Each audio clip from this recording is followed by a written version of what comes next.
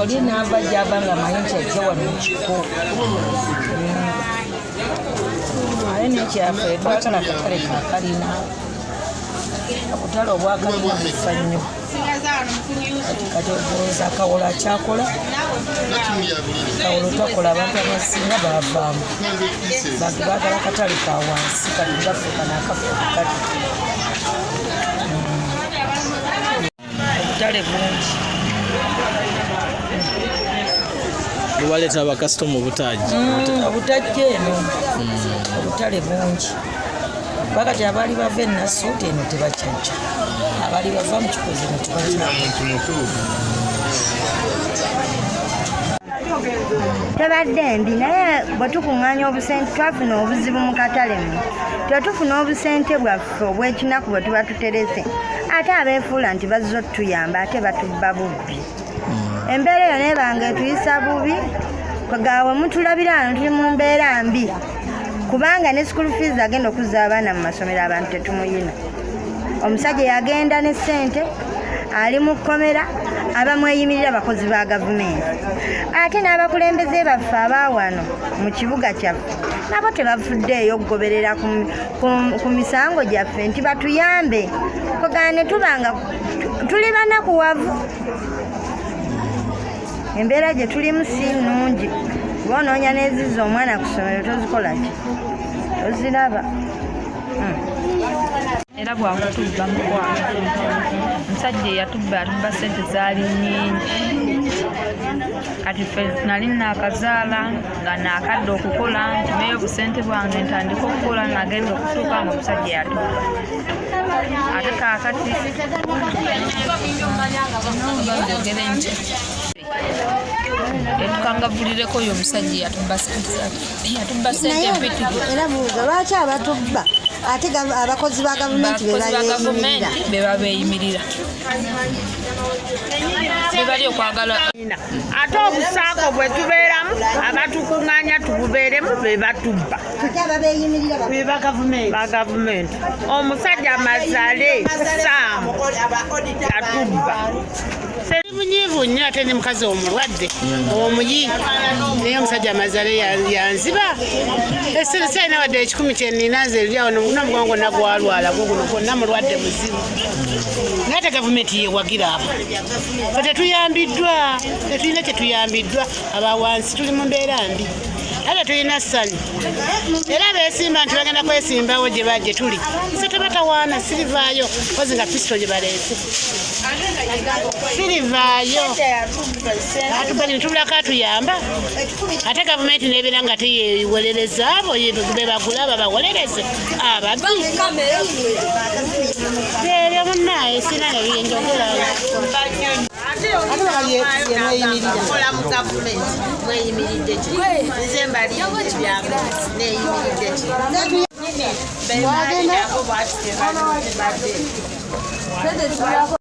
Mukono bakazi banaku abava wansi twateekanga 10 naye okulaba nga toyezitwala gavumenti yemweyimirira fe tuli banaku tewali n'omu agenda tuyamba. Mama Nabbanja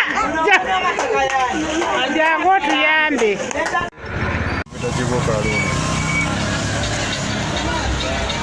Embeera gye tukoleramu sinnungi nnyo bakasoma nojja bajjangamu n'omutawa abantu nga bana seera size ziri awo nnyo kwegumya kuba ne bantu odi baba batubanja kuba tolina kutuula nojja mwana nosalawo nonye ku 10 ezirina baweerera abaana kwisa mu bizibu bingi. Tukabira gavumenti esobole otutongerezamuko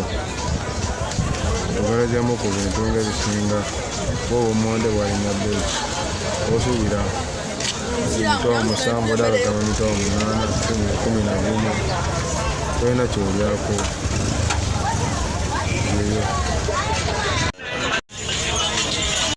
Amannya nze Serukera Adamu omutuuze w'e Mukono naye nga enzaalwa ye Masaka kale wano uno omwaka tegutandise bulungi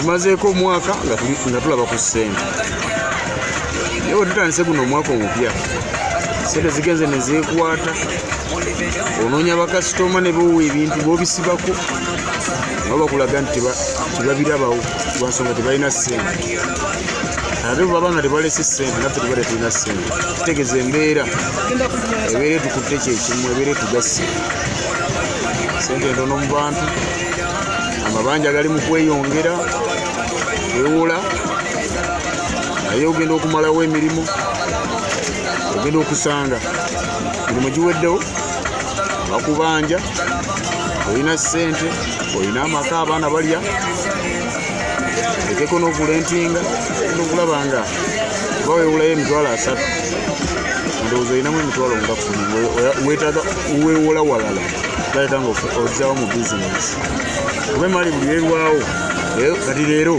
nakatundako emitwalo 3 olunaku lulamba era kulyako wano omutwalo olunaku lulamba owakanyina okulekayo obumu ekitundu ate ngaolina okubawa nemmere ogenda okubalabalamu otundire bizinesi eno okwate ensawo 3 otundire wiiki namba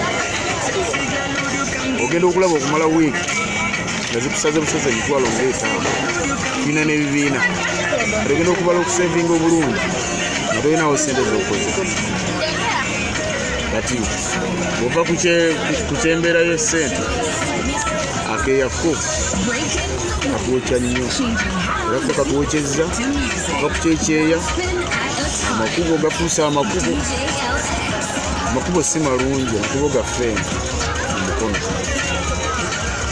n'akatale ekirala ekirese ssente okubulira ddala akatale kaffe abantu tebakyakajjamu abantu bafuluma kati bali bweru wa butale eweeru bizinesi gye baziteeka kana akatasa ebbafu gye tutunda emitwalo 3 eweeru bagitunda 2.5 nagimuguza n'emitwalo 2 kuba ye talina busoso bwagenda kuteekawo tagenda kulentinga kiri awo nga ffe bwe tukola wano eno nti emisolo girina kuba bwe biti bino biwe biti singa batuyamba nga kanso ne bagobagoba abantu bonna batadde obutale ebweru tetubeera mu katale kamu tuba tusobola okufuna ku ssente lwaki owenabuti bw'atunda owomukikoza n'atunda owenaswiti n'atunda nowawali ku bisopu n'atunda kitegeeza nisijja kufuna bagagga banakyama kujja kupa ku ssente kitegeeza njaguza balejjalejja ntwala bwa 2,000 2,3 nja kulwawo kufuna ssente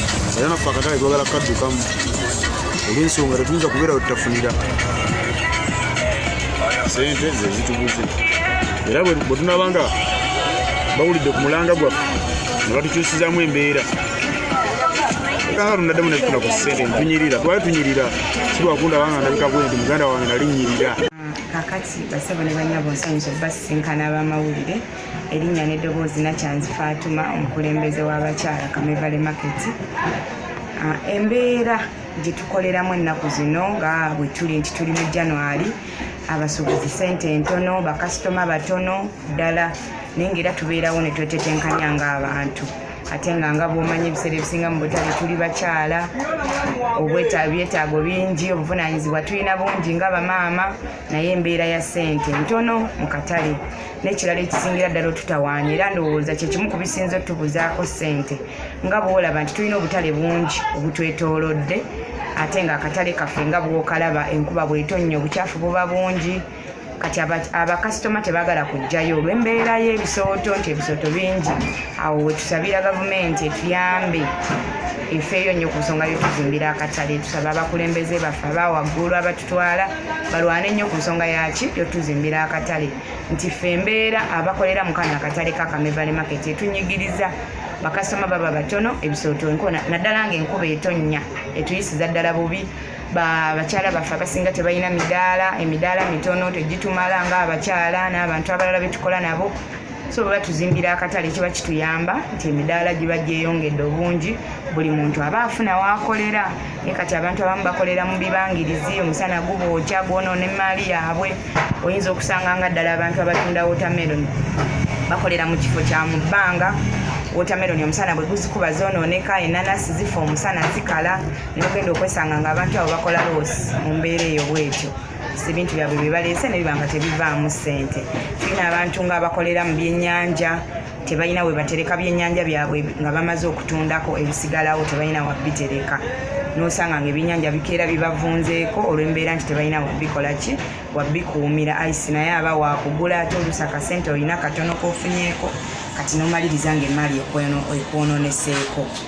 So tusaba gavumenti singa etuyamba netuzimbira akatale, embeera eyo oolyawo yandibadde ekola ki, ekyukamu. Njagala kwogerako ku bakulembeze baffe abalwanye ennyo mu mbeera eno okuba ng'etambula. Tulina nga abatawuni clerk, abawa municipality, owa division, tulina chairman waffe mwami Kabanda Robert Peter ayimiriddewo nnyo naffe, tulina speaker wa disitulikiti mwami Alani bayimiridde nnyo naffe mu nsonga zino nga zitambula.